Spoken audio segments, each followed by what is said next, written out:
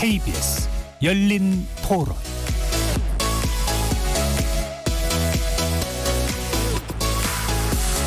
안녕하십니까.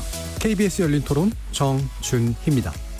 아이들은 이미 초등학교 때 사춘기가 되고 휴대폰이나 이런 거로 해서 성의 지식이 굉장히 애들이 많아요. 바나나라는 이제 그 먹는 걸 가지고 이제 그런 실습을 한다고 하니까 이제 놀란 건데, 성교육은 당연히 해야 돼요. 이거는 금기시하면 안 되고 좀 더 직설적이어야 돼. 왜냐하면 아이들은 이미 더 많은 여러 가지를 알고 있는데, 청소년들이 아이를 갖게 돼서 뭐 이렇게 학교도 못 다니는 경우도 많잖아요. 그러니까 그런 피임을 하는 방법이라든지 실질적인 방법, 말로 두리뭉실이 아니고 이렇게 해라, 이런 순간에는 이렇게 해라, 그리고 실질적인 교육이 돼야 된다는 거지. 저는 8살, 10살 아이를 둔 아빠입니다. 어차피 알려야 되는 사안이었다 그러면 바나나를 이용한 게 그렇게 오버였다는 생각은 사실 안 했고요. 오히려 학부모들의 반응이 조금 너무 과도하지 않았나, 오히려 그것 때문에 더 이상하게 만들어지지 않았나, 이런 생각이 듭니다. 저희 시대에는 성교육이 없었으니까 가정시간이나 이런 때 잠깐 본 것 같긴 한데, 성교육에 대한 거는 필요하죠. 딸 가진 이제 부모 입장에서 저도 엄청 고민을 하고 있는데, 근데 보수적인 게 어찌 성향이 있잖아요, 성교육에 대한.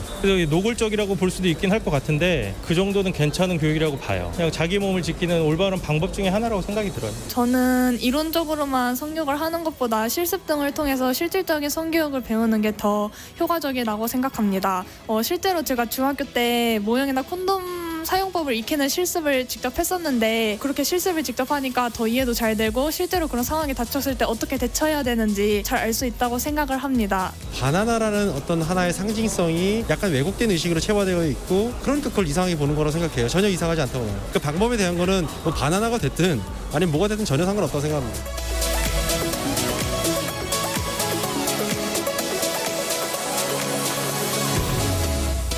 거리에서 만나본 시민들의 의견 잘 들어보셨습니까? 오늘 토론 주제는 바로 성교육, 이젠 달라져야 한다입니다. 최근 전남의 한 고등학교 성교육 수업에서 사회적 주목이 발생했죠. 많은 찬반 논란을 낳았습니다. 담당 교사가 실습 도구로 학생들에게 바나나를 준비시킨 것에 대해서 학부모들의 항의가 빗받쳤기 때문인데요. 해당 교육청과 여성가족부는 관련된 수업에 대해서 이런 열린 교육의 내용에는 동의하지만 방법론에 있어서는 아쉬움이 있었다는 평가를 했습니다. 또 N번방 사건 같은 끔찍한 성범죄를 막기 위해서는 단순히 생물학적 성교육이 아닌 성인지 감수성을 높이는 포괄적 성교육이 필요하다는 게 전문가들의 지적이기도 합니다. 그래서 오늘 KBS 열린 토론에서는 세 분의 성교육 전문가 모시고 체계적이고 실질적인 성교육의 중요성 짚어보고요. 우리 사회 전체의 성인지 감수성을 높이기 위해 어떤 노력 기울여야 할지 이야기 나눠보겠습니다. KBS 열린 토론은 여러분들이 주인공입니다. 문자로 참여하실 분은 샵 9730으로 의견 남겨주십시오. 단문은 50원, 장문은 100원의 정보 이용료가 붙습니다. KBS 모바일 콩, 트위터 계정 KBS 오픈, 그리고 유튜브를 통해서도 무료로 참여하실 수 있습니다. 시민 동객 여러분의 뜨거운 참여 기다리겠습니다. KBS 열린 토론 지금부터 출발합니다. 살아있습니다. 토론이 살아있습니다. 살아있는 토론, KBS 열린 토론. 토론은 라디오가 진짜입니다. 진짜 토론, KBS 열린 토론.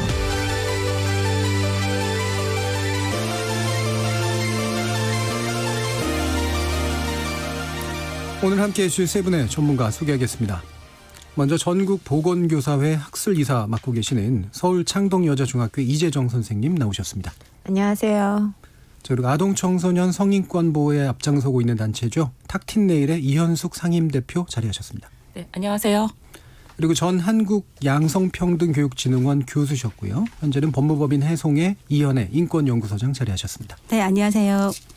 자, 우리 그 시민들이 다양한 이야기를 주셨는데 뭐 전반적으로 또 생각보다도 굉장히 좀 열린 자세를 보여주시는 것 같아요. 뭐 바나나, 콘돔 이 문제가 이제 학부모들께는 좀 우려를 불러일으켰던 것 같은데 어떤 부분을 제일 우려하셨던 것 같아요, 이분들께서 학부모님들이. 이재정 교수님. 네. 제가 먼저 말씀드릴까요? 예. 마침 그 바나나 기사가 나오기 전날 우리 학교 저 1학년 수업을 하고 있거든요. 예. 그래서 콘돔 수업에 대한 그 원격 다음 주에 이제 원격 수업을 해야 되기 때문에 교사가 시범 수업을 하겠다. 동의서를 그날 막 나눠준 다음 날 그 동의서를. 네. 예, 예.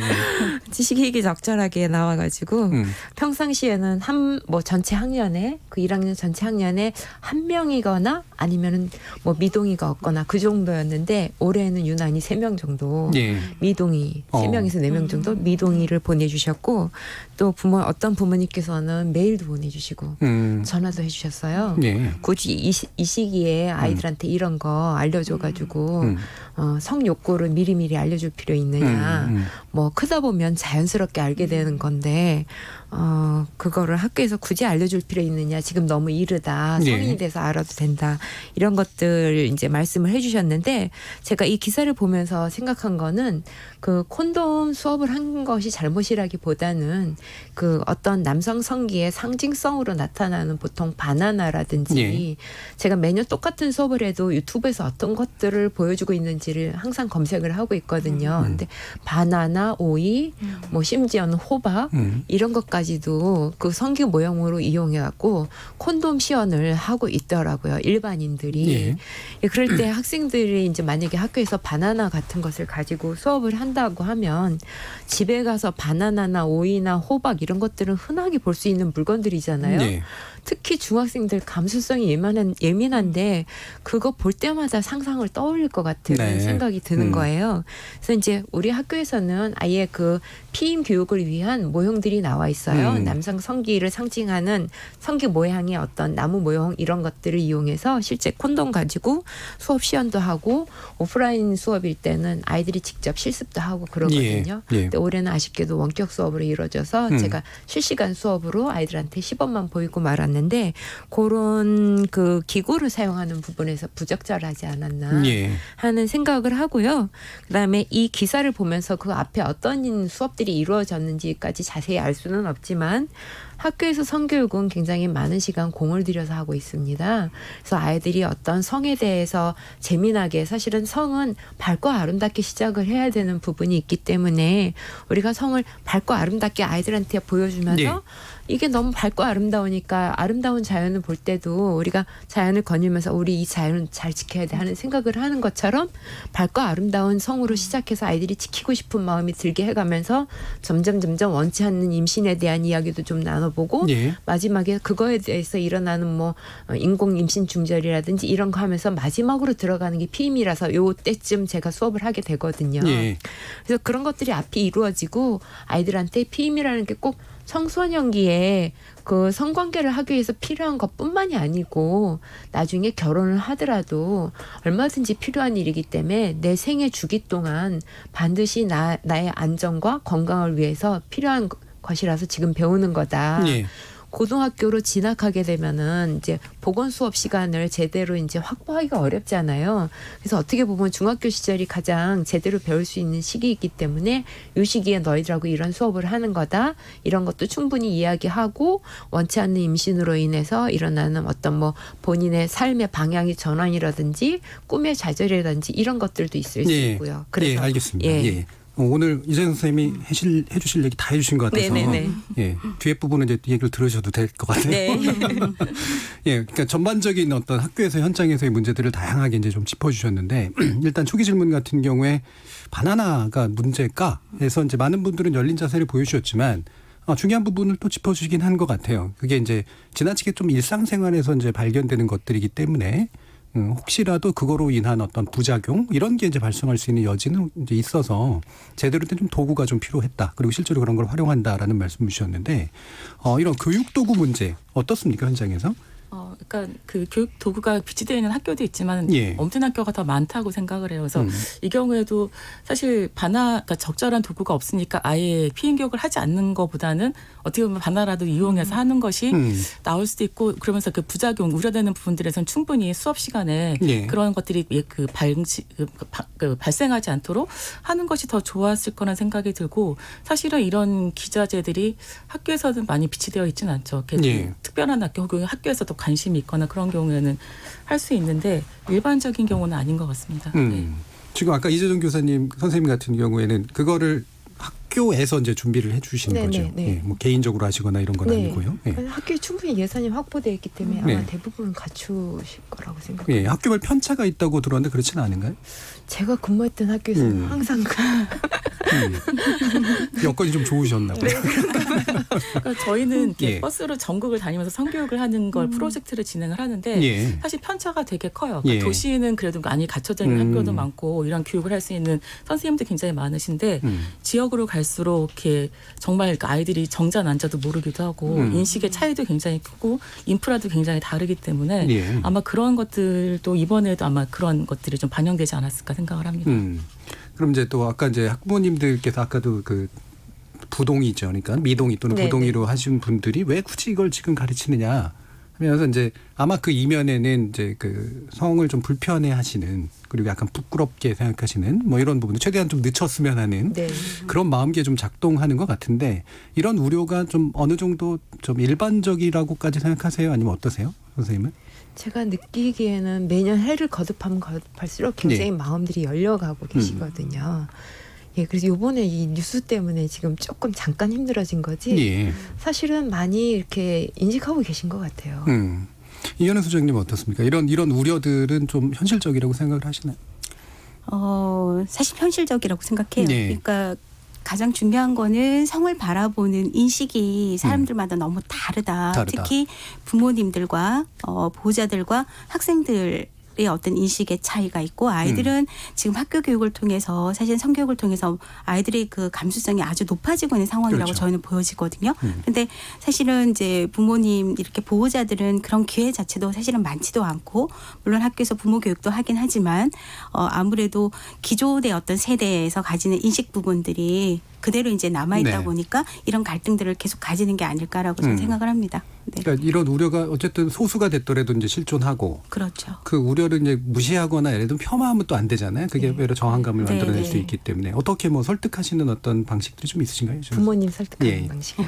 아까 잠깐 말씀드린 것처럼 생애 주기에 반드시 내 몸의 건강과 안전을 위해서 필요한 것이고 그런 것들을 말씀드리고요.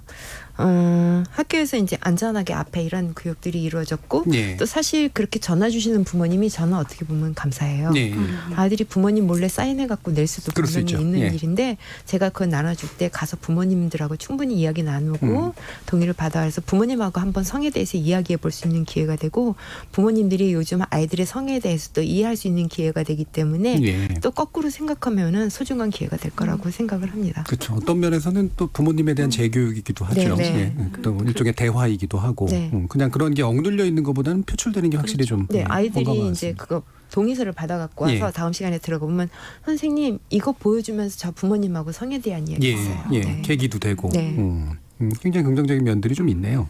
저는 하나 더 말씀드리고 예, 싶은 게 이현석 있는데 대표님. 예. 사실 그 성교육에 대해서는 오래전부터 그런 대립이 있었어요. 그러니까 최소한의 정보만 알려줘야 되고 예. 결혼하기 전까지는 성관계를 하지 않는 것이 좋다. 순결을 시키는 것이 좋다라는 전통적인 가치관도 있고 또 한편으로는 오히려 성에 대해서 더 오픈하고 많은 것을 이야기해야지 아이들도 성에 대한 통합적인 사고력을 가지기 때문에 의사결정도 신중하게 하고 성적인 행동도 신중하게 할 것이다. 예.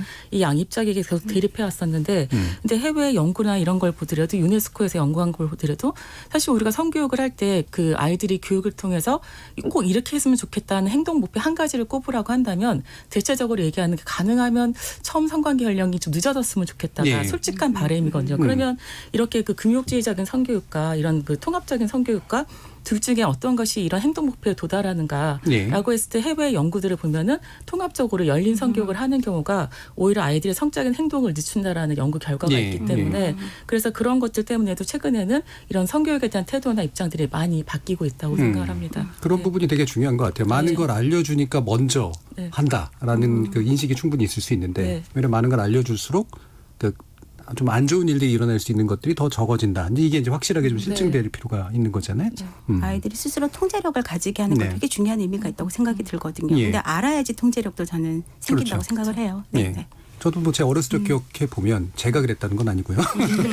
주변에 이게 알려줬느냐 몰랐냐 문제에서 몰랐기 때문에 발생한 문제도 훨씬 더 많았던 것 그렇죠. 같아요. 모르면 제 주변의 의성적으로 남자아이들이나 자꾸 뭔가를 네. 하게 되잖아요. 예. 네. 그래서 그런 부분들 그러니까 실제로 우려는 있지만 이렇게 좀 실증적으로 또 경험에 바탕을 두고 좀 설득도 좀 할 필요가 있을 것 같은데 아까 또 이제 동의 문제 제가 이게 동의를 얻어야 되는 건 이번에 처음 알았어요. 그게 동의를 얻지 않고 그냥 교육하는 거다라고 생각했는데 동의를 얻어야 됐다라고 이제 지금 돼 있는데 교육부나 여가부가 약간 입장 차이를 좀 보입니다. 교육부는 이제 동의를 얻지 못한 부분을 좀 해당 교육청에서 이제 지적하고 있고요.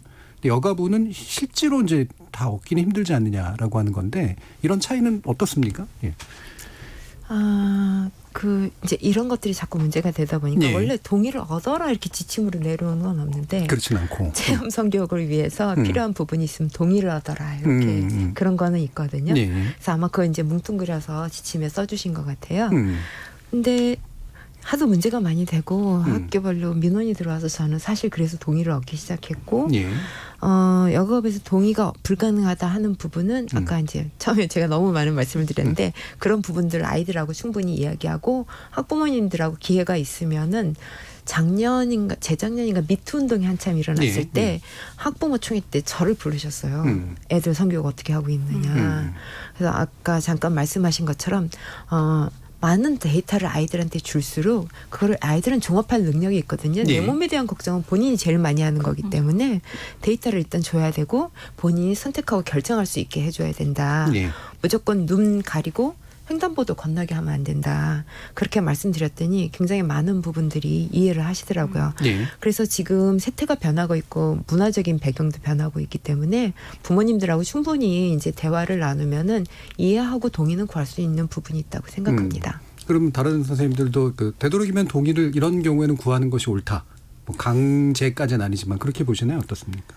저 같은 경우에는 동의를 구하는 것이 필요할 수도 있겠지만 또 신중할 필요는 있다고 생각을 해요. 왜냐하면 부모님들도 가치관이 굉장히 다르고 또 가정에서 통용되는 기준이 있지만 또 사회적으로 통용되는 기준이라는 게 있고 학교라고 하는 것은 사회에서 보편적으로 통용되는 가치나 기준에 대해서 이야기를 하고 그걸 배우는 그런 사회화되는 공간인데 근데 부모님의 개인의 가치나 신념 때문에 그런 교육을 반대한다라든지 이런 일도 충분히 발생할 수 있기 때문에 사실 이런 교육을 받을 권리는 아이들의 정당한 권리이고 그래서 동의를 받는 절차가 아이들의 그 교육받을 권리를 침해할 여지가 있다고 한다면 그 부분은 좀 신중하게 봐야 되지 않을까. 그러니까 반드시 동의를 구해야 된다. 그건 아닌 것 같습니다. 저도 이제 약간 그래서 궁금해서 여쭤본 건데 예를 들면은 진화론을 가르쳐야 될지 말지를 기독교 부모님들한테 여쭤봐야 되는 거냐라는 이제 사실 근본적인 문제들이 있는 거잖아요. 그래서 그렇죠. 교육으로 원래 해결해야 될 문제와 다만 학생들의 권리가 침해되거나 학부모의 권리가 침해될 수 있는 부분에 대해서 이제 명확하게 좀 만들어주는 거 이런 게 좀 필요하지 않을까. 그다음에 말씀하신 것처럼 대화의 계기를 만드는 게 더 중요하지 않을까. 그러니까 동의 여부 자체보다는. 얘기 만들고 이제 만약에 부모님도 의견도 중요한 거기 때문에 우리가 맨 앞에 막 한 발짝 두 발짝 앞서가는 것도 중요하지만 뒤에 계신 분들 같이 가셔야 될 분들을 모시고 가는 것도 사실 어떻게 중요한 부분이 있거든요. 그래서 굳이 나는 지금 안 하고 싶다 하면 내년에 또 사실 마음이 바뀔 수도 있는 거예요. 그래서 그 동의 못한 학생에 대해서는 별도의 학습할 수 있는 자료를 주고 스스로 학습할 수 있도록 학교에서는 그렇게 진행은 하고 있습니다. 이현애 소장님 어떻게 생각하세요? 저도 사실은 이게 뭐 아까 동의를 구해야 되느냐 말아야 되느냐라는 것보다는 실제로 그 청소년들에게 아동이나 청소년들에게 우리가 무엇을 알려줄 것인가 우리가 어떤 사회적으로 어떤 가치를 아이들에게 보여주느냐 이거는 전 되게 중요하다고 생각이 들거든요. 이제 그런 부분에서 어떤 청소년들이 가지고 있는 권리를 보장을 해주고 그리고 지금 시대적인 사실은 흐름들이 있는 거잖아요. 그냥 그런 흐름에 맞춰서 우리가 알아야 되는 것들에 대해서 사실은 이제 보호자들도 아셔야 된다고 생각을 해요. 그런 부분에 초점을 맞추는 게 저는 중요하지 않을까. 그래서 아까 주신 것처럼 그런 게 또 부모님들하고 아이들이 얘기할 수 있는 기회가 마련된다. 이런 것도 되게 중요한 의미가 있고요. 그러나 일률적으로 이거는 뭐 동의를 반드시 받아야 된다. 이런 부분은 좀 아닌 거. 그런 부분들이 상황에 따라 좀 다를 수 있으니까 조금 그런 부분 유연해야 되지 않을까. 가장 중요한 거는 청소년들이 이렇게 우리가 무엇을 알려줄 것인가. 어떤 걸 알려주는 것이 우리 사회의 책무인가. 라는 부분이 포커스가 돼야 될 것 같습니다. 그래서 지금 실질적으로는 어떤 식으로 진행되고 있는지 좀 짚어주셔야 될 것 같은데 일단 이제 그 의무교육 단계에서는 연간 15시간 이상을 이제 성교육을 하려 한다 이제 이렇게 돼 있는데요. 이게 이제 뭐 단계별로도 달라야 될 것 같고 15시간이 충분한지 아닌지 좀 이제 잘 모르겠고 이제 좀 짚어봐야 될 부분들이 좀 많은 것 같은데 일단 이렇게 일단 만들어서 잘 진행이 되고 있습니까 이재정 선생님? 15시간요. 결론부터 말씀드리면 잘 지키기 어려워요. 예. 네. 학교에서 이제 성교육을 담당하는 교사는 대부분 보건 선생님들이신데 일단 보건교사 배치율이 배치가 안 돼 있는 예. 지역도 굉장히 많고 안 돼 있는 지역은 한 45% 정도 배치밖에 안 돼 있는 경우도 있고 많이 된 지역이 89에서 90% 정도 예. 그 정도 배치가 돼 있으니까 없는 학교도 많은 편이죠. 그래서 그 대안으로 이제 보건 수업 시수가 없으니까 관련 교과에서 성교육한 것도 성교육 시수에 인정해주고 있는 형편인데 관련 교과에서 하는 것보다는 제 생각에는 아무래도 그동안 연구하고 많이 고민하신 보건 선생님들이 체계적으로 해주시는 게 무엇보다도 필요하고요. 보건 시수를 이제 보건 수업 시수를 확보를 했다고 해도 보통 한 개 학년 17차시를 하고 있거든요. 예. 근데 17차시에서 15차시 성교육을 하면은 또 교육부에서 내려오는 많은 필수 교육들을 할 수가 없어요. 주로 뭐 흡연 예방, 음주, 약물 오남용 예방, 응급처치, 심폐소생술, 예. 요즘 같은 때면은 감염병 예방 교육까지 다 1차시씩 이상은 하라고 하니까 17차시 안에서 이것들을 다 빼고 나면 15차시가 이루어지기는 어려운 형편인 거죠. 네. 일단 이제 교사의 어떤 충원 수준도 그렇고, 네. 그다음에 실제로 이제 보건교육에서 진행돼야 될 어떤 기본적인 의무적인 사항들이 네, 네, 있는데 거기에 이걸 이렇게 조금씩 끼워 넣어야 되는 그런 상태. 네, 네. 이런 게 이제 학교 현실이네요. 학교 어쨌든 교육을 열심히 하시는 것 같은데 네. 아이들이 좋아합니까? 저는 자기 평가일지는 모르겠습니다. 자기 평가요. 잘하시는 분이에요. 네, 저는 선생님 사랑해요 소리 듣는. 굉장히 좋아하나 보네요. 네, 애들이 굉장히 좋아하고 지금 원격 수업 하고 있잖아요. 매일매일 하고 싶다고. 외려. 네. 보건쌤 맨날 만나고 싶어요. 죄송합니다. 예. 이 선생님 요인인가요? 교수법의 뭐 어떤 그 측면인가요? 교수법이겠죠. 이현숙 대표님 학교 외곽에서 또 학교에서 또 초청도 받고 이렇게 많이 하시죠? 네, 그렇습니다. 예. 어떻습니까? 학교에서 이제 그 반별 수업을 요청하시는 경우도 있고 아니면 이제 집합교육을 요청하시는 경우도 있는데 저희 같은 경우에는 가능하면 반별 수업으로 그래서 일단 커리큘럼을 가지고 진행하는 거를 권하고 있고요. 가능하면은 학교 교육이 기본적으로 되면서 외곽에서 지원하는 형태의 수업이 진행되는 경우가 가장 이상적인 형태라고 생각을 해서 좀 그렇게 많이 좀 제안을 하는 편이에요. 그렇게 해서 좀 진행을 하고 있습니다. 그럼 현실적으로는 사실 아까 이준영 선생님 말씀하신 거 들어보면 보건교사가 안 계시거나 학교에서 이제 진행하기 어려울 때 사실 초청해서 하는 경우들이 더 일반적일 것 같긴 하거든요. 그렇습니까? 그런 경우도 있고 또 이제 이게 학교에서 교육이 된다고 하더라도 그 독일도 이제 그런 식으로 하는데 그 성에 대한 것들이 사적인 부분들은 사실 그 보호자나 선생님하고 얘기하기 어려운 것들도 있어요. 그래서 그런 프라이빗한 것들은 또 외곽에 있는 그런 그 성교육 전문 기관하고 같이 얘기를 나눌 수도 있고 그러면서 이렇게 상호 보완적으로 가는 부분들이 있어서 그리고 또 학교 같은 경우에는 교구 같은 것이 그 외곽 그 전문 기관보다는 좀 덜 갖춰져 있기 때문에 그런 것들을 보완한다든지 이렇게 하는 경우가 가장 좋은 것 같아서 여성가족부에서 시범적으로 하고 있는 게 이제 학교 성인권 교육이라고 있는데 그 경우에도 전체 17차시 중에서 그 외곽에 있는 성문화센터 한 3차시, 4차시 정도 지원을 하고 나머지는 학교에서 진행을 하면서 협업하는 형태로 그렇게 하는 경우들이 있거든요. 그랬을 때 아이들의 인식이나 그런 것들이 굉장히 많이 달라지고 학교에서도 만족도가 굉장히 높은 것 같아요. 그래서 처음에 시작할 때보다 신청 접수하시는 학교도 훨씬 더 많아지고 있고 그래서 예산은 한정돼 있기 때문에 저희가 굉장히 제한해서 선택해서 가야 되는 이런 상황이 생길 정도로 그런 형태가 가장 이상적인 것 같습니다. 그러니까 내부와 이제 외부가 각각의 전문성으로 좀 진행을 해주는 그런 시스템이 좋을 것 같다. 이현애 소장님은 그러면 보시기에 이런 식으로 지금 현재 그 초중고 교육에서 진행되고 있는 성교육 전반적인 과정에서 아쉬운 점이 있다면 어떤 건가요? 사실은 이제 성교육보다는 저는 이제 성폭력 사실 예방 교육을 주로 이제 많이 했었고 성폭력 예방 교육과 관련된 연구를 이제 좀 많이 하다 보니 그와 관련해서 사실은 뭐 성교육이든 성폭력 예방 교육이든 정말 예전에 비해서 정말 많이 하고 계시고 잘하고 계신다고 좀 보여지거든요. 그래서 그 덕분에 인식도 많이 좋아진 부분은 분명히 있는데 여전히 이제 저는 좀 속상하기도 하고 아쉽기도 하고 때로는 분노가 되는 거는 여전히 지금 학교 현장에서 저항 교육을 아이들에게 여전히 시키고 있다는 부분이에요. 그러니까 일명 이제 싫어요 안 돼요 교육이에요. 그러니까 뭐 누가 만지려고 하면 싫어요 안 돼라고 말해라 이제 이런 부분인데요. 왜냐하면 이 교육이 가지고 있는 위험성이 몇 가지가 있습니다. 이제 첫 번째는 실제로 잘못하면은 아이들이 사람에 대한 불신감을 높이게 될 가능성이 되게 많죠. 왜냐하면 막연하게 가해자가 누군지를 모르는 상태에서 하여튼 누구든 조심해. 그렇죠. 잠재적인. 그렇죠. 예, 그렇게 이제 아이들에게 사람을 믿지 못하게 하는 교육이 될 수 있는 거고요. 또 하나는 성폭력이라는 것이 강자가 약자한테 하는 거잖아요. 그렇죠. 예, 약자가 강자한테 하는 게 아니죠. 그래서 그런 힘의 차이가 있는 상황에서 상대적으로 약자의 위치에 있는 아동이나 청소년에게 강자를 이겨라고 얘기를 하는 메시지잖아요. 그러다 보니까 아이들이 사실은 폭력이나 또 다른 위험성이 상당히 많이 발생할 수 있는 상황이 되고요. 또 하나는 성폭력이라는 것이 발생한 거는 가해자가 온전히 100% 책임을 져야 되는 것임에도 불구하고 아이들은 내가 뭔가 적극적으로 저항을 하지 않아서 내가 뭔가 가만히 있어서 이런 피해가 발생했다라고 아이들은 생각을 하면서 자기 죄책감을 가지게 되죠. 치료를 제대로 못했어. 그래서 성폭력에 대한 어떤 책임을 가해자가 아닌 피해 아동이나 청소년에게 가지게 할 수 있는 문제 이런 부분들이 저는 아주 심각하다고 생각이 들고요.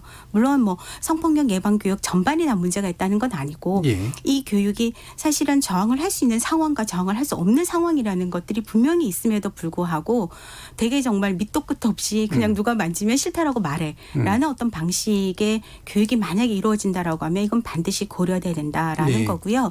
한 가지만 더 말씀드리면 외국에서는 이 노 교육이라는 것 자체가 성폭력 상황에서 어떤 대처하라는 교육이 사실은 아니에요. 그러니까 노 교육 자체가 잘못은 아니고 이 노라는 거는 일상생활에서 사실은 안전한 환경에서 아이들이 자신의 어떤 감정 생각 이런 것들을 적극적으로 표현하라는 교육으로 사실은 만들어진 교육이거든요.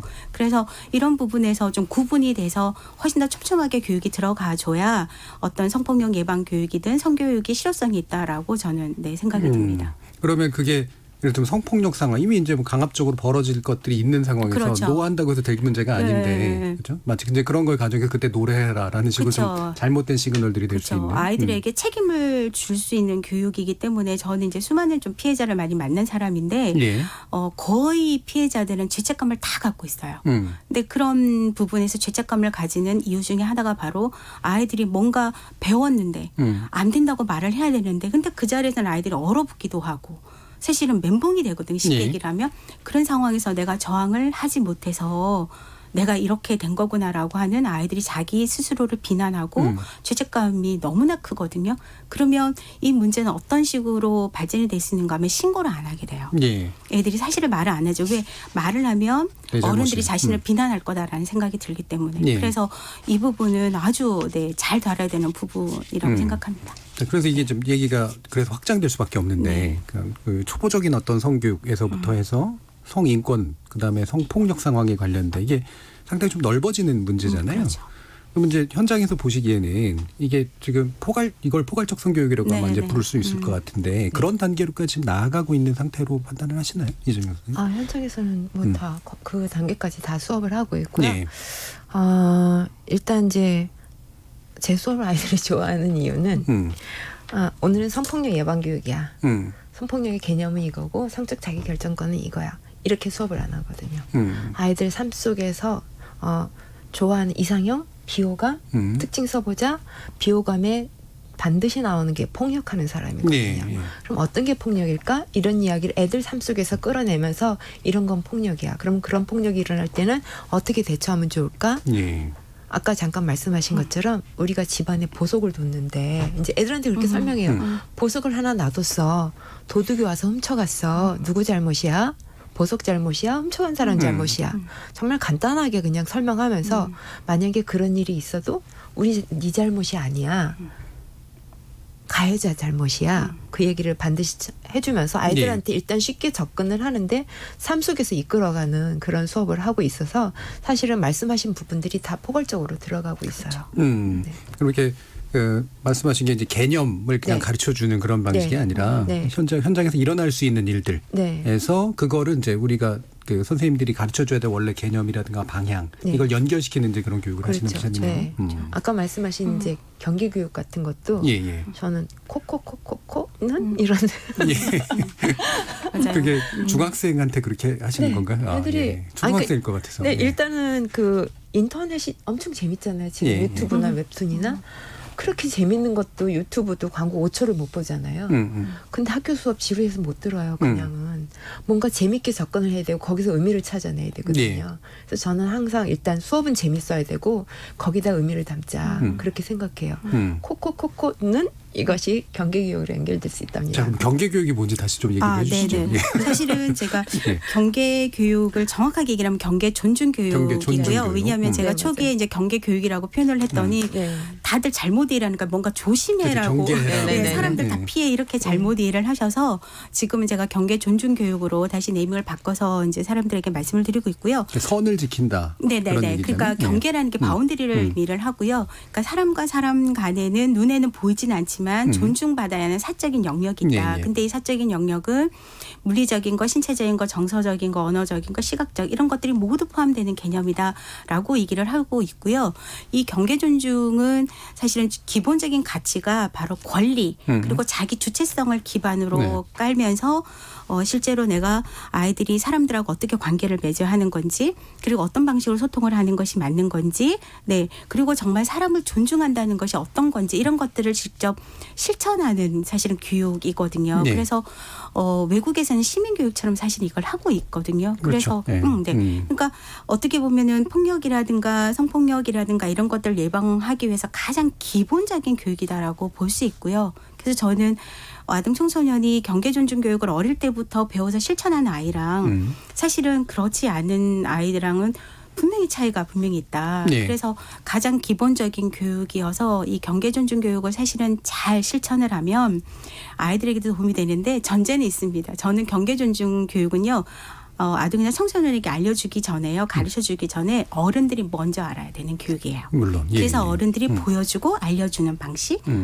실제로 아이들이 자연스럽게 일상에서 그냥 자연스럽게 배워야 되는 교육이거든요. 개념을 알려주는 것이 아니라 그런 부분에서 경계 존중은 중요하다라고 저는 생각하고 있습니다. 그러니까 이게 이제 단지 성의 문제만이 아니잖아요. 네, 그럼요. 그러니까 우리가 예의라고 부르는 거의 뭐 모든 것들, 시민성이라고 부르는 것이 이제 선을 명확히 알고 침범하지 않는 건 이런 거에 있는 건데. 그래서 경계 존중을 통해서 동의 개념도 아이들이 알게 되는 거고요. 이제 성적 자기결정권이라는 것이 어떤 건지도 알게 하는 거고요. 그런 부분에서 기본적인 개념을 어떻게 실천할 것인가를 사실 배우는 교육이 경계 존중 교육이다라는 부분입니다. 이현숙 대표님께 실제로 학교로 가시거나 아니면 이제 뭐 어떤 초빙해서 이제 교육받으시거나 이런 교육 과정을 하시면서 이렇게 포괄적인 성교육 어떤 것 안에서 이런 경계교육이라든가 이런 식의 구체적인 이론들이 적용돼야 되는 거잖아요. 네, 그렇죠. 이런 게 지금 잘 원활하게 잘 되는 느낌이신가요? 네, 그러니까 저희가 사실 그 성이 이제 다양한 분야들이 있는데, 근데 문제가 되는 경우는 관계에서 발생하는 경우가 굉장히 많잖아요. 그래서 관계에서 발생하기 때문에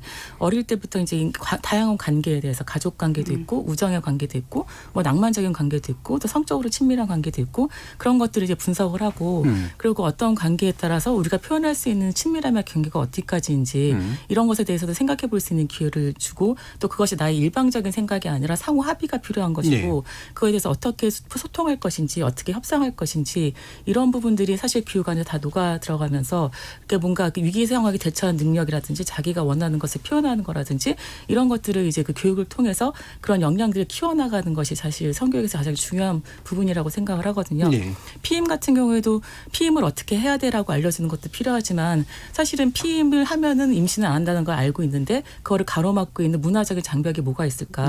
왜 말을 못할까? 그래서 그런 것들을 어떻게 이겨내고 표현할 것인지, 그런 표현을 했을 때 어떤 잘못된 성통념에 의해서 이렇게 좀 오해를 받거나 했을 때 그걸 어떻게 이겨낼 것인지 등등 이런 것들에 대해서 같이 복합적으로 생각을 하면서 뭐 실천을 할 수 있도록까지 하는 부분들이 그 교육 안에 다 녹아져야 된다고 생각을 합니다. 그래서 포괄적인 성교육은 어떤 생식적인 생물학적인 것뿐만이 아니라 인간관계 측면에서 사회 문화적으로는 법은 미디어는 어떻게 다루고 있는지, 생애주기사는 어떤지, 성건강의 측면에서 이런 것들을 통합적으로 보게 하는 거죠. 그래서 굉장히 중요하다고 생각합니다. 제가 이제 오늘 주제 이제 보면서 이제 떠올렸던 게 저도 이제 그러니까 대학교에서 이제 가르치려면 1년에 한 번씩은 이제 성폭력 예방 교육이라든가 이런 걸 이제 온라인으로 이수해야 되잖아요. 속으로 다 아는데 또 들어야 돼. 뭐 이런 식의 이제 생각 같은 게 분명히 있거든요. 물론 제가 다 안다고 생각하는 것도 오만일 수가 있는데, 그러니까 그런 게 뭐랄까 이렇게 내가 아는 것과 모르는 것을 또 정확하게 구별 못하고 약간은 의무처럼 느껴지는 이제 그런 측면들도 있고, 그다음에 아까 이제 뭐 잠재적 가해자 뭐 이런 식의 뭐 얘기도 해주셨는데 자꾸 이렇게 뭔가 이렇게 넌 이런 거 하지 마. 너도 어른도 그렇고 아이도 그렇고 뭔가 이렇게 되게 불편하게 만드는 교육 같다라고 하는 어떤 선입견 같은 게 흔히 작동을 좀 하는 것 같아요. 근데 이게 이제 시대가 쭉 계속해서 바뀌어오고 그다음에 교육 지침이나 커리큘럼도 계속해서 업데이트되고 경험도 쌓이면서 분명히 이제 사람이 사람과 함께 살아가면서 되게 서로 존중해주는 굉장히 좀 이렇게 밝고 유쾌한 이런 식의 이제 교육이다라고 하는 느낌을 이제 줘야 될 것 같은데 네. 그런 식의 업그레이드가 좀 잘 되게 느껴지시나요, 이정영 선생님? 네, 저는 아무튼 밝음을 지향하는 성교육이 가장 중요하다고 생각하고 지금 잠깐 말씀을 듣다 보니까 관계교육 말씀하셨잖아요. 네. 그 이번 원격 수업 기간에 저희 6개 교과가 저희 학교에서 6개 교과가 저까지 포함해서 예. 모여갖고 그 관계교육을 했어요. 수학, 체육, 영어, 사회, 보건, 그다음에 6개 교과가 했거든요. 그 수학까지도 관계가 가능하더라고요. 네. 그래서 그걸 하면서 저희 선생님들이 굉장히 뿌듯함을 느꼈고 아이들이 그 속에서 굉장히 다양한 관계를 분석하고 특성을 분석하고 다양성을 존중하고 그런 것들 그다음에 비폭력 대화 하지만 필요할 때는 거절하는 기술 이런 것들 그다음에 친구한테 어려움을 당한 친구한테 조언할 수 있는 그런 기술까지 전부 같이 아울러서 수업을 끝나고 나니까 아이들이 정말 깊이 있는 수업을 받았다 그런 얘기를 하더라고요. 그래서 학교에서 정말 가능하다면 그런 융합 수업을 통해서 아이들한테 깊이가 있는 그런 관계교육을 할 수 있을 거라는 생각이 들었어요. 자, 이렇게 굉장히 희망적인 네. 6개 교과가 관계라는 관점에서 막 서로 협력까지 가능한 예, 되게 멋진데 이게 매번 그럴 것 같지는 않거든요. 그러니까 예를 들면 제가 이제 그 관료 사회에 대해서 너무 좀 딱딱한 생각을 가지고 있는지 몰라도 뭔가 국가가 지침 만들었다, 커리큘럼 짰다 이러면 재미없겠다라든가 아니면 현실하고 안 맞겠다 이런 이제 그 생각이 있는데 그런 식의 답답한 부분 같은 건 없으세요? 이현애 소장님은 보시면서? 아무래도 정부 부처에서 만들면 좋은 말로 하면 지극히 보수적으로 만든다라는 이제 그러다 보니 현실하고의 갭이 이제 커지고 있는 이 부분이 그러다 보니 학생들은 실제 다 알고 있는 내용이고 우리는 그걸 조금 더 넘어선 이 얘기를 사실은 공식적으로 두고 싶은데 그 얘기는 하지 않고 그러다 보니 아이들은 궁금하고 그러다 보니 아까 말씀드린 것처럼 좀 음성적으로 아이들은 오히려 보게 되는 그런데 사실 왜곡된 성지식도 너무 많이 있잖아요. 그래서 저는 아이들에게 건강한 지식을 준다는 건 공개적으로 사실은 특히 이제 학교 현장에서 제공이 될 때 가장 건강할 수 있다는 생각이 좀 들거든요. 그러니까 그런 부분으로 교육의 어떤 컨텐츠가 만들어지고 제공이 돼야 된다라고 생각이 드는데 이제 그러지 않은 경우가 사실 있었죠. 네. 그래서 현장에서 이제 많은 비판들을 이제 받고 있는 거고요. 예를 들면 예를 들면은 사실 이제 교육부에서 교육부 관계자가 들으시면 불편하시겠지만 이건 현실적인 거기니까. 잠깐 라디오 끄시고 오는데. 네, 사실 교육부에서 성교육 표준안이라는 걸 만들었습니다. 그런데 그때 사람들이 가장 많이 비판을 했던 내용은 뭔가 전체적으로 다 잘못했다라는 건 아니고요. 그 일부의 내용에서 사실은 성별 고정관념을 되게 강화시키는 이러한 내용들이 뭐 남자는 뭐 예를 들어서 바지를 여학생은 뭐 치마를 뭐 이런 식으로 또는 남성과 여성은 이렇게 뭐 같이 있으면 안 되고 뭐 이런 부분 있잖아요. 네. 그러니까 그런 식의 어떤 내용들이 그대로 사실은 있고 특히 또 어떤 그 성적인 어떤 다양성에 대해서 인정을 하고 있지 않은 부분들 이런 부분들이 사실은 이제 현실하고 맞지 않은 이런 부분 때문에 이제 많은 비판을 받았죠. 그러면 저는 콘텐츠를 이제 저도 이제 만들고 있는 사람이긴 하지만 중요한 거는 현실에서 사실 현실은 무시할 수는 없죠. 그러니까 아이들이 정말 어떤 내용들을 아이들한테 알려주는 것이 건강하냐 이런 부분에서 충분히 고려를 하면서 사실은 컨텐츠를 만들어야 된다라고 저는 생각을 합니다. 네.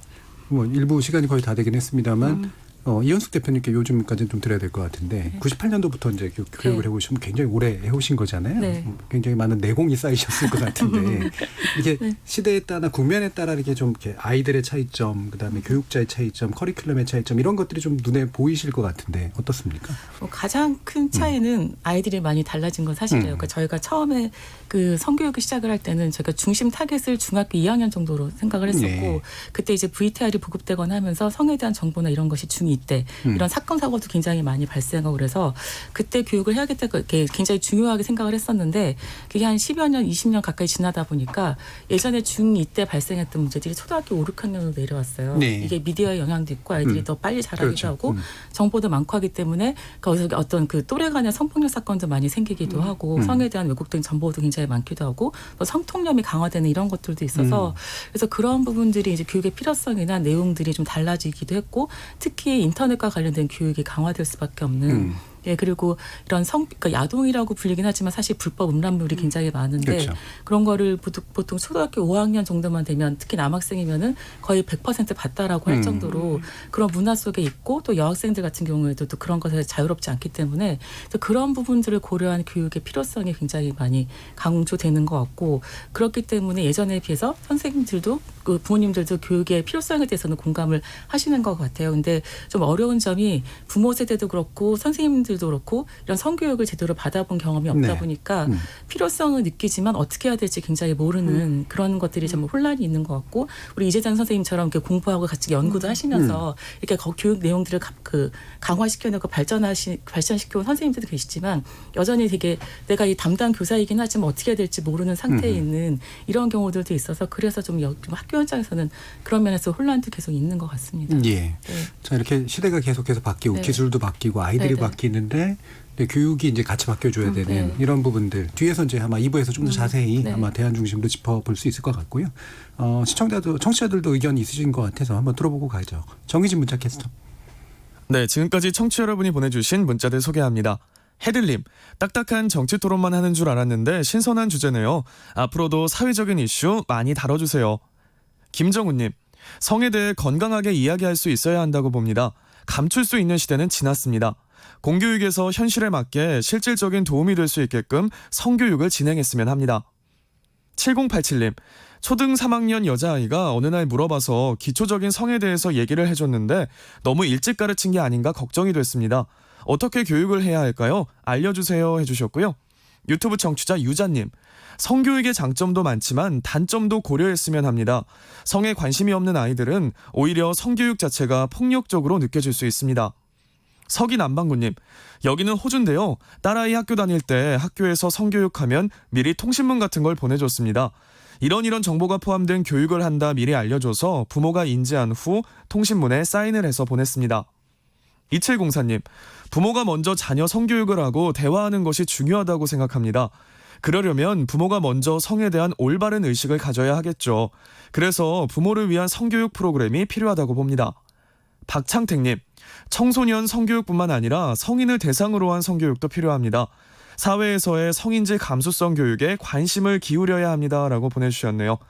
네, KBS 열린 토론, 이 시간은 영상으로도 생중계하고 있습니다. 유튜브에 들어가셔서 KBS 1라디오 또는 KBS 열린 토론을 검색하시면 지금 바로 토론하는 모습 보실 수 있습니다. 방송을 듣고 계신 여러분이 시민 노객입니다. 계속해서 청취자 여러분들의 날카로운 시선과 의견 보내주세요. 지금까지 문자캐스터 정희진이었습니다. 토론이 세상을 바꿀 수는 없습니다. 하지만 토론 없이 바꿀 수 있는 세상은 어디에도 없습니다.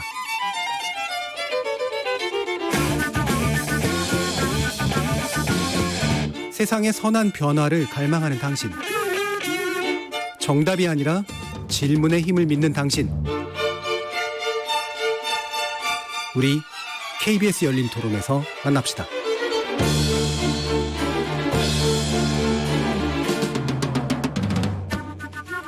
KBS 열린 토론, 오늘은 성교육 이젠 달라져야 된다라는 주제로 법무법인 해송의 이현애 인권연구소장, 탁틴레일의 이현숙 상임대표, 그리고 서울 창동여자중학교 이지정 선생님, 이렇게 세 분의 전문가와 함께하고 있습니다.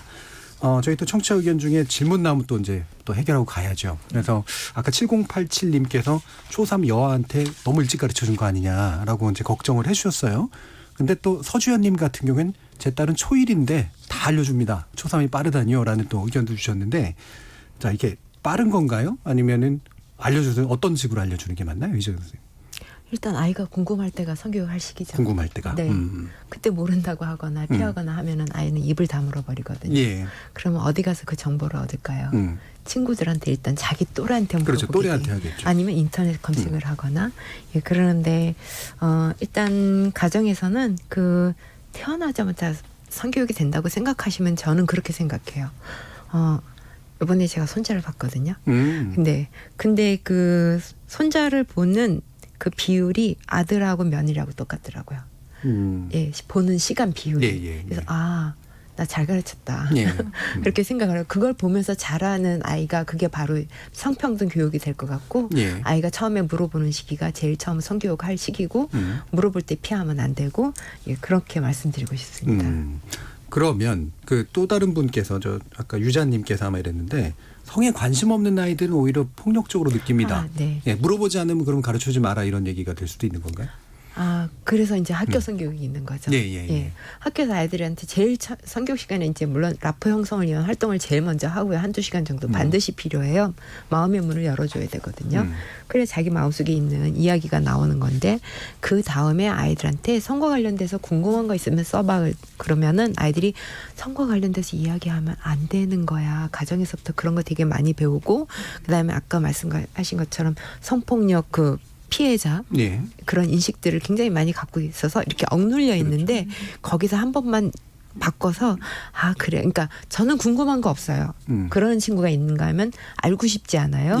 그다음에 저는 다 알아요. 그런 아이들이 있어요. 근데 궁금한 거 없어요. 알고 싶지 않아요 하는 친구들한테 질문을 바꿔요. 아까 여기 보니까 질문이 세상을 바꾼이다. 예, 저도 엄청 많은 질문을 하고 있는데 질문을 바꿔서 친구들이 그러면 궁금해하는 걸 한번 써봐. 그러면 자기 얘기가 나와요. 그때부터.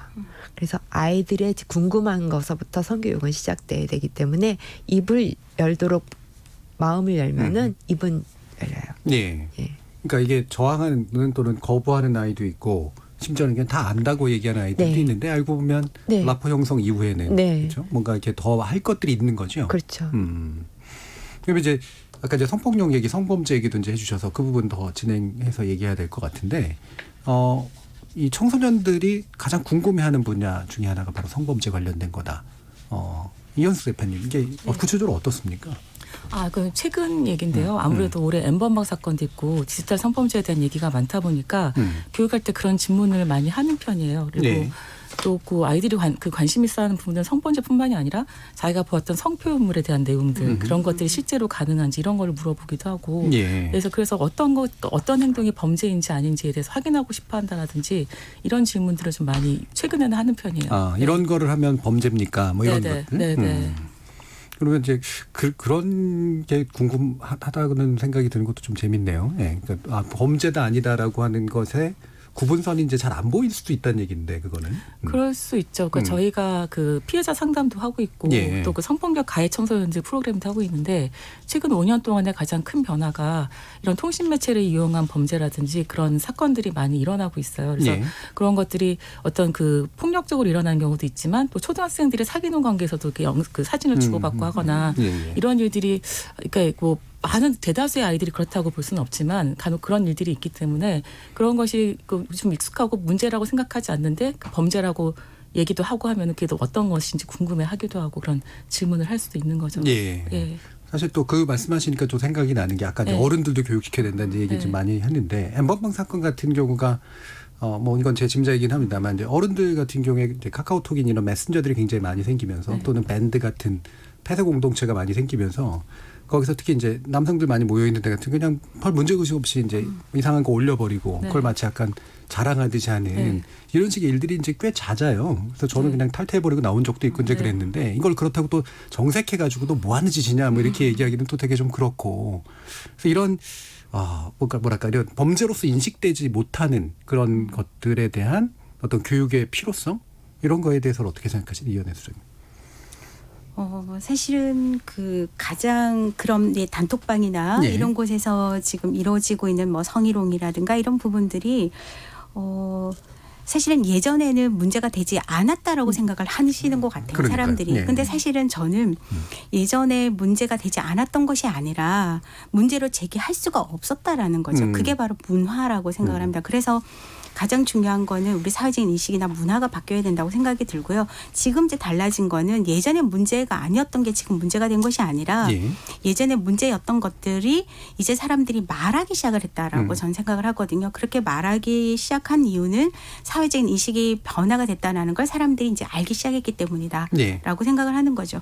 그래서 결국은 사회가 아까 지향해야 되는 어떤 가치나 이런 것들을 우리가 정확하게 사실은 보여주는 것들이 중요하다고 생각이 들어요. 그래서 사람들의 전반적인 성인지 감수성이 높아지면 아까 그러한 것들이 부적절하다는 생각을 가지게 될 사람들이 많아지고 그러면 사람들이 그것에 대해서 한 목소리를 낼 수 있고 왜냐하면 어떤 사람들이 문제 제기를 하기 어려운 이유는 이게 내가 이런 문제 제기를 하게 되면 사람들이 나로 오는 문제를 삼지 않을까 오히려 그것으로 인해서 내가 또 다른 피해를 보지 않을까 이런 두려움들이 사실 있는 거거든요. 근데 내가 문제 제기를 했을 때 사람들이 모두 다 공감을 해준다고 생각을 하면 당연히 사람들은 용기를 낼 수 있다고 생각이 들거든요. 그러려면은 바라보는 시선이 같아야 하는 거죠. 문제면 문제라고 같이 인식을 해줄 수 있어야 되는데 지금은 그게 아직까지 다 합의가 되지 않은 것 같습니다. 네, 그래서 여전히 문제라고 보는 집단도 있는데 그걸 문제라고 인식하지 않는 집단들도 있기 때문에 계속 시시비비가 일어나고 갈등이 생기는 거다. 그러면 결국은 이런 부분들을 예방을 하기 위해서는 저는 교육이 가장 중요한 것 같아요. 교육을 통해서 우리가 아까 어떤 시선을 가져야 될까라는 것들을 같이 합의하고 공유하는 작업들이 지금 필요하지 않을까라고 생각을 합니다. 그리고 이제 공통의 인식. 그렇죠. 공통의 문제점에 대한 공통의 감수성 이제 이런 것들을 갖는 게 중요한 그런 면에서 교육이 중요한 건데 이런 이제 변화가 그래도 교육 효과로서 느껴지시는 게 제일 중요할 것 같아요. 이재정 선생님은 확실히 느끼신다고 말씀하실 것 같은데. 올해가 참 힘든 한 해였습니다. 아니 힘든 한 학기였습니다. 등교 수업을 할 수 없는 이 상황으로 원격 수업으로 N번방 사태는 터지고 학교에 N번방 관련 공무원은 코로나 공무원과 함께 해서 코로나 공무원이 500몇 개였대요. 보건교수한테 떨어진 더하기 이제 N번방 공무원이 같이 떨어지면서 교육을 할 수 없는 상황이었는데 어떻게든 아이들한테 제 나름의 퀴즈를 만들어서 방탈출 퀴즈를 만들었어요. 구글 폼으로. 문제를 못 풀면 못 나오는. 그래서 그걸 다 하고 마지막 과제가 네 스스로 문제를 만드는 게 마지막 과제였거든요. 했더니 그 안에서 봤던 예시들을 다 썼더라고요. 그러니까 문제는 이미 다 지나와서 다시 돌아갈 수 없는 그렇게 구조화된 거라서 지나온 문제를 다시 볼 수 없는데 그중에 중요한 것들 요점들을 포인트를 짚어서 다 문제들을 만들어서 적어냈더라고요. 그래서 교육의 효과는 분명히 있다. 그렇지만 우리가 초등학교 1학년 때부터 수학을 배운다고 대학교 입시 때까지 똑같이 수학 점수를 받지 못하잖아요. 그렇죠. 마찬가지로 성교육도 성범죄 예방 교육도 똑같이 교육을 받았어도 계속 반복적으로 인식이 이렇게 확고하게 들어갈 때까지 인식될 때까지 반복적으로 하고 또 체계적으로 지속적으로 하는 것이 필요하지 않을까 생각합니다. 그럼 특히 이런 N번방에 관련된 그럼 이건 결국 이제 디지털 성범죄인데 뭐 이건 좀 제일 현실적인 문제잖아요. 그런 거에 관련된 왜곡된 의식들을 이게 분명히 보시나요? 아이들을 보시면서? 아이들이 이거 조금 동떨어진 얘기가 될 수는 있는데 이제 매년 성교육을 이런 식으로 진행을 하다 보니까 작년에 어떤 이미 그런 기미가 있었어요. 선생님 제가 며칠 전에 패매로 뭘 받았는데요 하면서 얘기를 하는데 부모님한테 일단 말을 못하고 저한테 들고 왔는데 어떤 남자가 패매로 접근을 해가지고 그다음에 뭐 네 머리카락 하나만 찍어서 보낼래? 그럼 싫어요. 그랬더니 그까지 머리카락이 뭐 어때서 그래서 계속 오고 가다가 남자가 엄청 화를 내면서 나가면서 사진을 하나 남기고 간 거예요. 남성 성기 사진. 그래서 얘가 깜짝 놀라서 그걸 이제 저한테 얘기하고 나서 그 뒤로 조금씩 이런 뉴스들이 나오더니 지금 이런 사건이 터진 거거든요.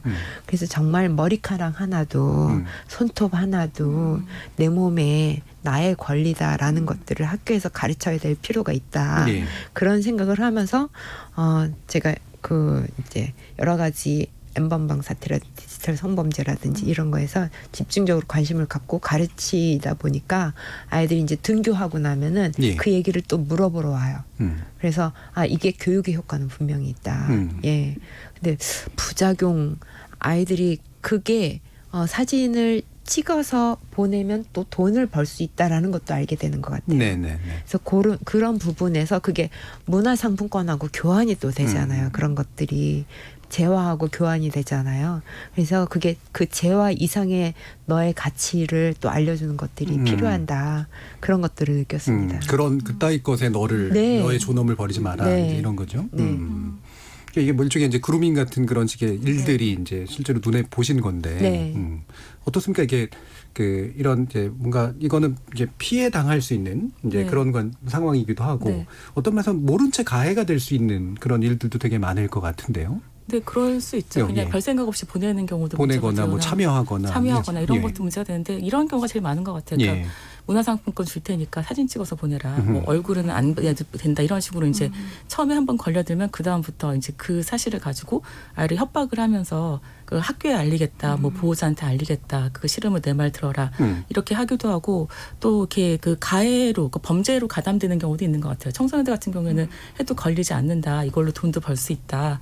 그리고 또 아이들한테 접근이 쉽다 보니까 이제 그런 부분들도 그 청소년 가해자들이 많아지는 것 중에 하나가 그런 요인도 분명히 있다고 생각을 하거든요. 예. 그래서 온라인 자체가 안전하지 않기 때문에 그걸 어떻게 안전하게 활용할 수 있을 것인지에 대한 교육이 좀 어릴 때부터 잘 되는 게 굉장히 중요한 것 같아요. 그럼 이제 그러니까 그 교육 대상자들에 대한 이제 네. 그 성폭력 관련 교육들이 그럼 전반적으로 좀 평가를 좀 해주시죠. 이제 이런 부분은 좀 부족한 것 같고 이런 부분은 좀 더 나아가야 될 것 같고 이런 건 잘 되고 있는 것 같고 이한혜 소장님 어떠세요?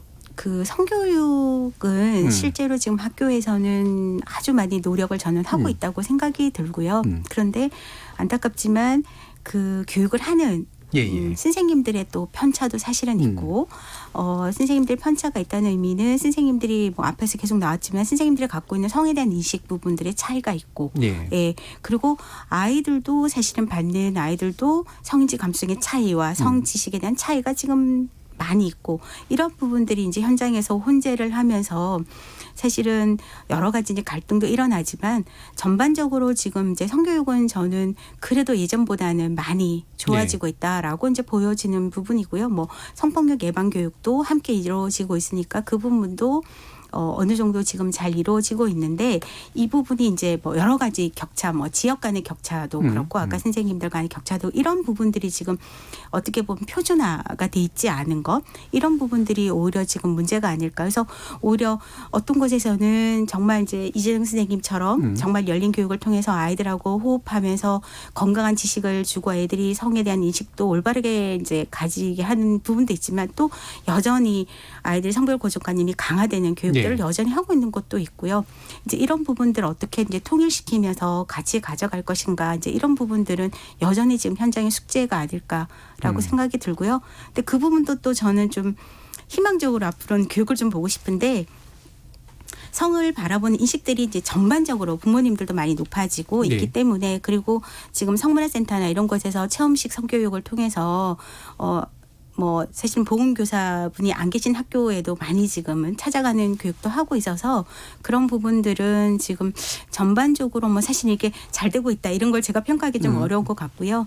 다만 지금 분명히 노력하고 있는 모습들은 분명히 있다. 근데 이 노력을 조금 더 이제 체계적으로 그리고 아까 전국적으로 좀 표준화될 수 있도록 노력하는 부분은 필요하다라고 저는 생각이 들고요. 사실은 하고 싶은 얘기는 교사분들이 좀 지금 성교육이라든가 성폭력 예방 교육을 저는 보건 선생님들이 가장 잘할 수 있을 수는 있지만 그건 보건 선생님만의 몫은 절대로 아니다라고 저는 좀 얘기를 하고 싶은 부분은 성폭력 피해 아동들을 만나보면 아동이나 청소년들이 성폭력 피해 사실을 보건 선생님한테만 얘기하지 않아요.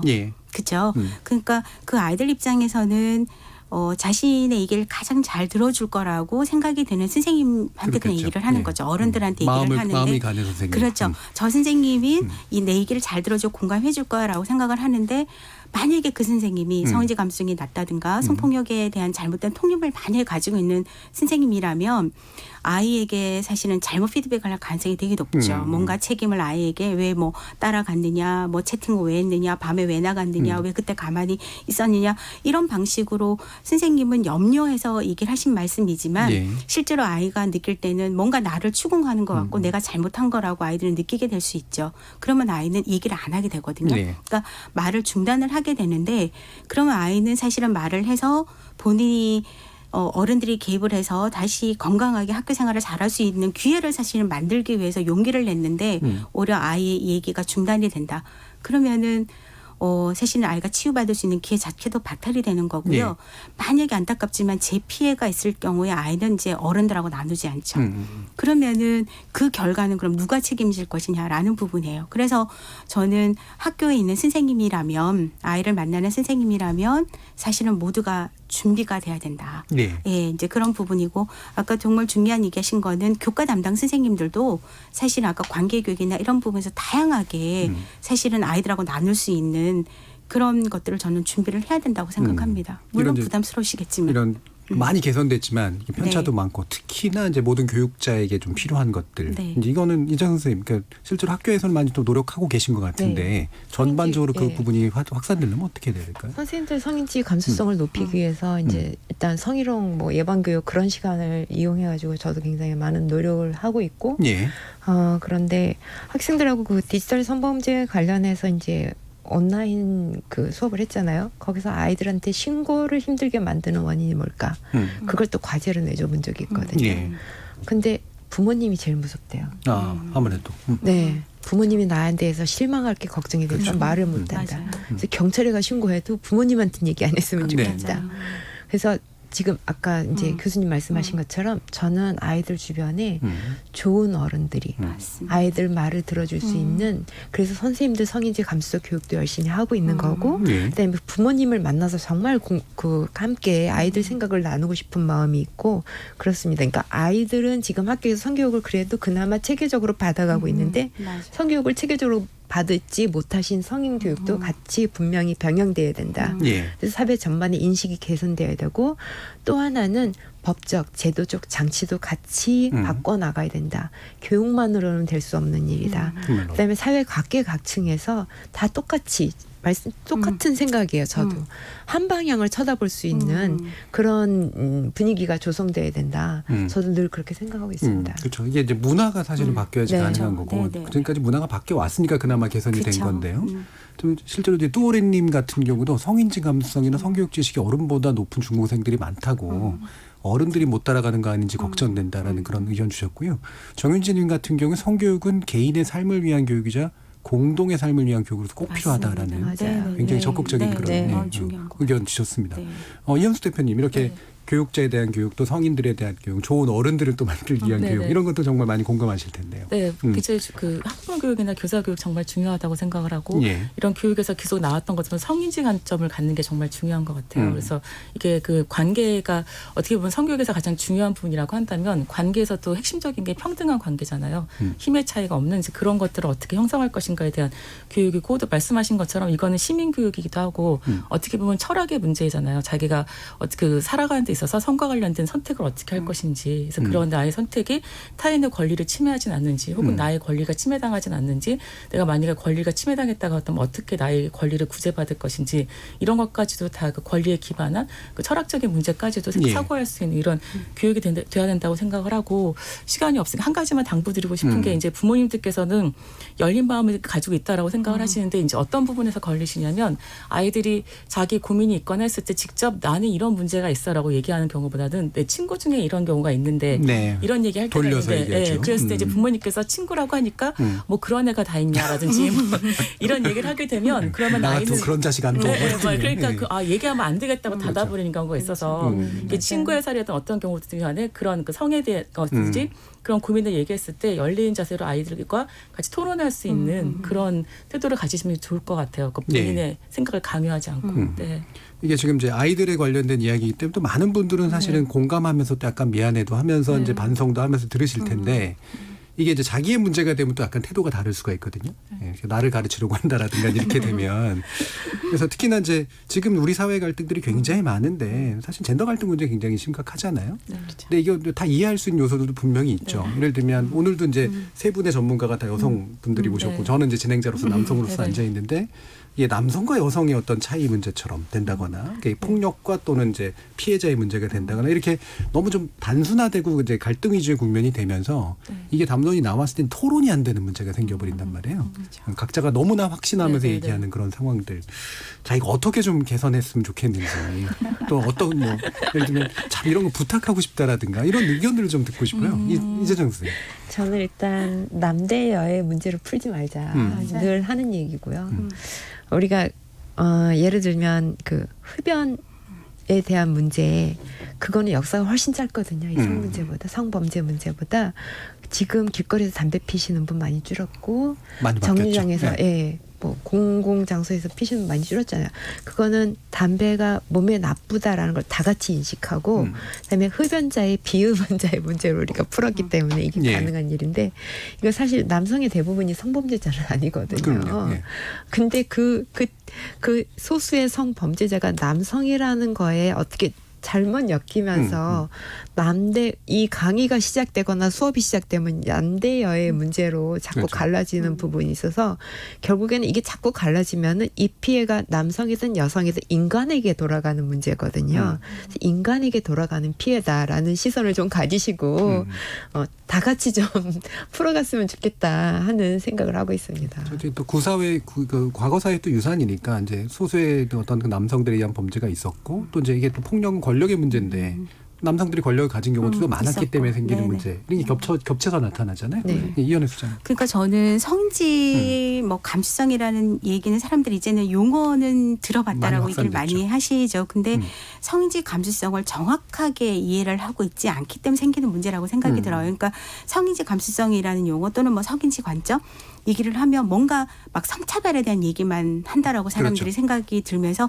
어떤 특정한 성, 즉 뭐 여성을 위한 얘기를 할 것이다라고 사람들이 미리 짐작을 해버리시는 것 같은데 실제로 성인지 감수성은 성차별 문제만 다루는 것이 아니고요. 우리 사회에서 일어나는 모든 차별을 사실은 없애자라는 그래서 누군가가 특정한 위치에 있다라고 해서 어떤 특정한 상황에 따라서 차별을 받지 않아야 된다라는 가장 기본적인 가치를 얘기를 하는 부분이거든요. 뭐 장애인 차별이 없어야 된다. 뭐 지역적인 차별이 없어야 된다. 인종 차별이 없어야 된다. 그런 부분들을 우리가 너무 당연하게 얘기를 하고 있죠. 그런 부분들을 사실은 받아들이는 거고 그중에 하나가 성차별이라는 문제가 있는 거죠. 그래서 성인지 감수성을 좀 정확하게 사실은 좀 이해를 하는 부분이 필요하지 않을까. 그러면 이런 젠더 갈등이라는 부분들이 좀 줄어들 거고 저는 이렇게 교육을 그래도 지금 그래도 가장 많이 하고 있고 교육을 통해서 사람들 인식이 가장 빨리 변할 수 있다고 생각이 드는데 교육의 기회를 자신을 돌아보는 기회로 그냥 저는 하는 게 가장 좋지 않을까 싶거든요. 예. 그래서 나는 친밀하다고 한 행동이 혹시 다른 사람에게는 불편하지 않았을까? 나는 내가 그냥 일반적으로 누구를 괴롭히려고 한 행동이 아니고 말이 아니었지만 그런 부분들이 누군가를 불편하게 하지 않았을까? 이런 부분들을 나를 한번 돌아보고 나의 조직을 돌아보고 우리 사회를 돌아보는 기회로 가진다라고 하면 저는 그게 얼마나 건강할 수 있을까라고 저는 생각을 합니다. 그래서 여하튼 젠더 갈등은 성별의 얘기만 하는 것은 분명히 아니다라는 걸 인식하는 거가 중요할 것 같습니다. 한 1분 정도 남았네요. 이현수 대표님. 저는 그 어떤 중학생들이 이제 교육을 하다가 선생님 페미니스트에 이렇게 물어보더라고요. 그래서 왜 페미니즘이 나쁜가요? 했더니 나쁘대요. 그래서 페미니즘이 얘기하는 게 뭔데? 했더니 성평등을 얘기 주장한대요. 그래서 성평등이 나쁜가? 했더니 갑자기 눈이 동그래지면서 아니요 그렇다고. 그러니까 이게 뭔지 잘 모르는 상태에서 잘못된 논리로 된 거죠. 그러니까 여성 우월주의라고 생각하기도 하고 그러면서 서로가 억울하다라고 얘기를 하고 있는데 저는 그런 것이 아니라 남자는 남자대로 여성은 여성대로 살기 어려운 측면도 있고 사실 그런 것들이 있었을 때 그거를 서로를 공격하는 것이 맞는지 아니면 어차피 더 힘든 상황에서 어떻게 하는 것이 보다 함께 잘 살 수 있는 사회를 갈 것인지 에너지를 쏟고 함께 고민을 해야지 너는 나보다 조금 더 나으니까 이걸 나는 양보 못해 이런 식의 갈등을 가는 거는 아니란 생각이 들고 물론 이제 젊은 세대 같은 경우는 맥락적으로도 생활적으로는 성차별이 심하지 않다라고 생각을 하기도 하고 또 남자들한테 양보해야 된다라든지 이런 걸 많이 듣고 또 군대도 가야 되고 기타 등등 이런 것 때문에 억울함을 호소하기도 하고 선진국에 비해서도 살기 하기 어려운 것도 사실이지만 그렇지만 이제 이런 거 데이터상으로는 분명히 차별이 존재하기 때문에 그리고 비차별을 얘기할 때 인구의 반이 여성인데 여성의 평등 적자도 해결되지 않다고 한다면 다른 소수자의 차별은 해결되기 어렵잖아요. 그래서 그런 걸 보더라도 이제 중요한 가치라는 부분들을 알겠습니다. 가지고 얘기를 합니다. 네. 그렇습니다. 인간에 대한 존중의 문제 다 잘 다루셨고요. 열린 토론 오늘은 이것으로 모두 마무리하겠습니다. 오늘 함께 해주신 세 분 전문가 선생님들 감사합니다. 수고하셨습니다. 네, 감사합니다. 저는 내일 저녁 7시 20분에 다시 찾아뵙겠습니다. 지금까지 KBS 열린 토론 정준이었습니다.